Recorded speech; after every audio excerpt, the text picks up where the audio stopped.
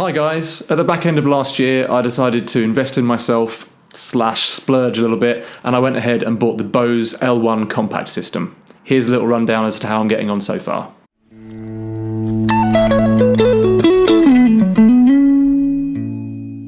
So I'm 6 gigs in now with the Bose L1 Compact system. I've got a few issues with it. I've got a few things that I absolutely love about it and can't do without. So I'm just going to give you a quick run through as to how I'm finding it as a solo acoustic musician. So the reason for buying it, ultimately, is that I've been using the Marshall 50 watt acoustic amp, model number I forget unfortunately, but I've been using that for a few years now. It was doing a really good job. It's 2 channels, it's got reverb, it's got chorus, sounds very nice for cafes and small pubs. However, recently, I'm sure you'll be glad to hear, I've been playing slightly bigger venues, 50 people, 100 people, sometimes 200 people. And for that, it's just not cutting the mustard, frankly. If you've got a room full of people, that sound disappears. I ended up pushing the amp too hard. I wasn't getting the tones out of it I could get at a much lower volume, so I had to have a look around. All my research pointed to the Bose L1 Compact system. From what I read online, it just was the go-to go-to compact PA system, for people like myself. 1 guitar, 1 vocal, simple setup, portable, professional sound, top-end engineering, and Bose, for goodness sake. I'm a huge Bose fan. I've had Bose speakers for probably 10 years now in various forms. Absolutely love the way they produce sound and develop sound and that kind of thing. So I took the plunge and went for it. So, small little story. The first gig I used it for was a cafe, which was a local one to me, probably about 20, 30 people, very, very small venue. The amp had arrived, portable PA system, had arrived the day before.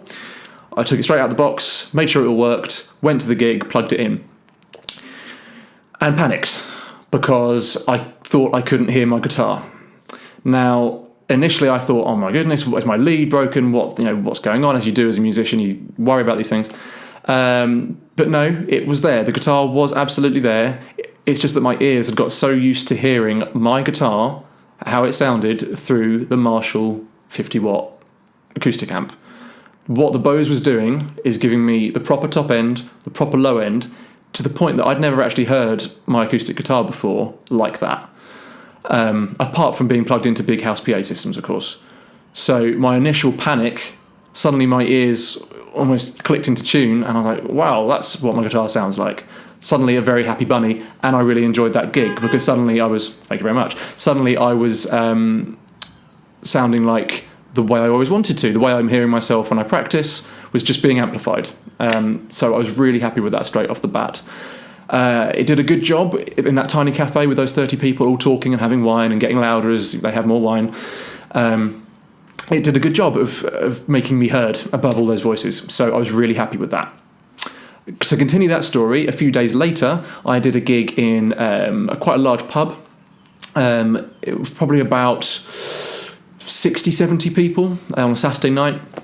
It was going to be I knew it was going to be a challenge for this thing, only because I hadn't used it to high volumes yet. I was very curious to see actually what it was going to do. So plugged it all in, used it on its high setting, which is this one with the full extensions, and sure enough, it completely covered the crowd. I had everyone from the back of the room all the way to the front was dancing.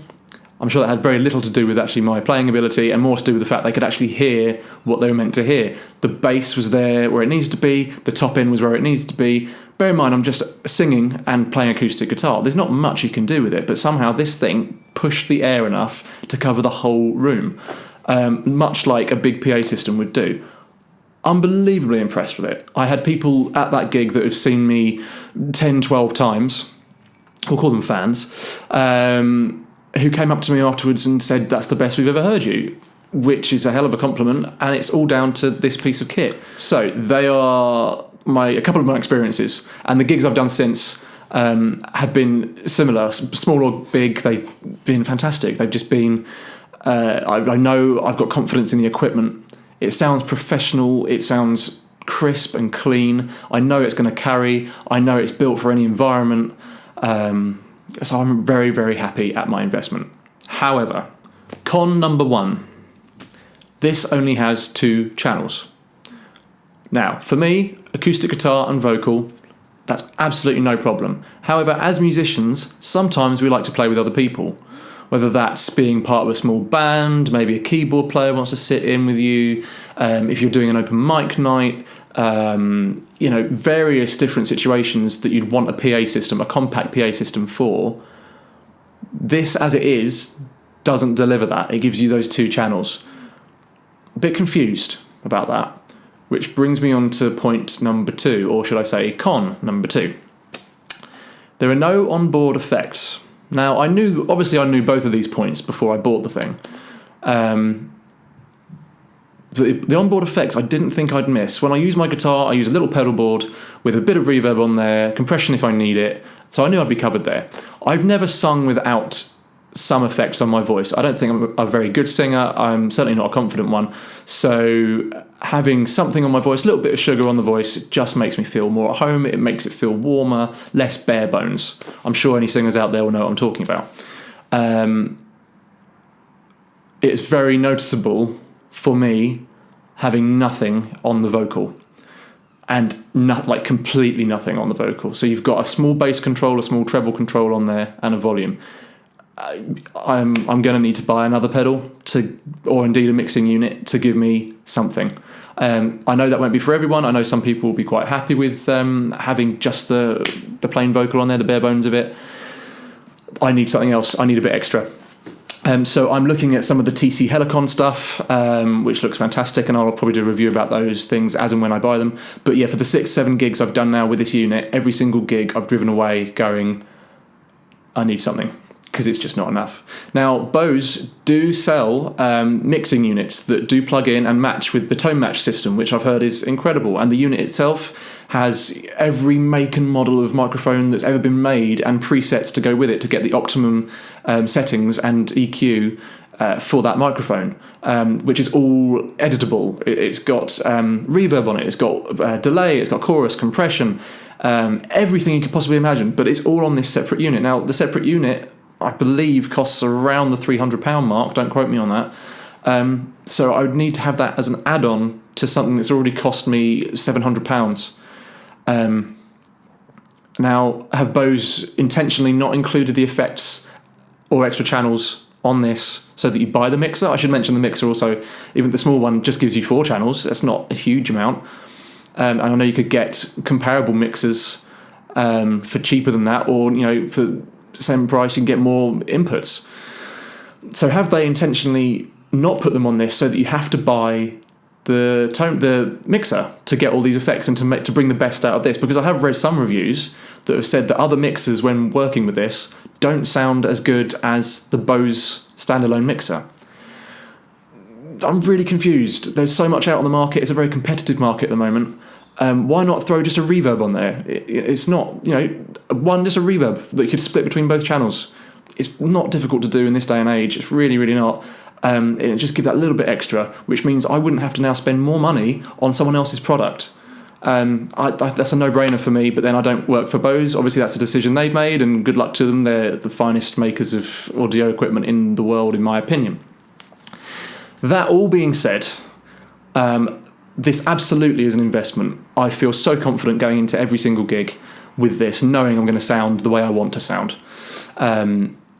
That will just continue and continue. Yes, I'm going to get a pedal to give me some reverb and maybe some compression on the voice and just play around with things. I will do that. I'm going to need to do that.